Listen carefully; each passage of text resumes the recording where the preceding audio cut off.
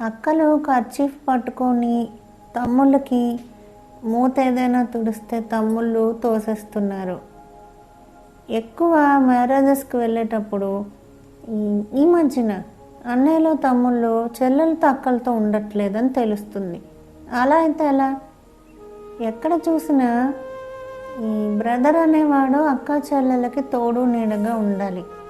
ఎక్కడికైనా ఫంక్షన్స్కి వెళ్తే పక్కన ఉండకపోవడం, లేకపోతే వాళ్ళు ఏదైనా కర్చీఫ్లు ఇచ్చినా హ్యాండ్ బ్యాగ్ ఇచ్చినా పక్కన పడేయడం, సోలోగా ప్రవర్తిస్తున్నారు.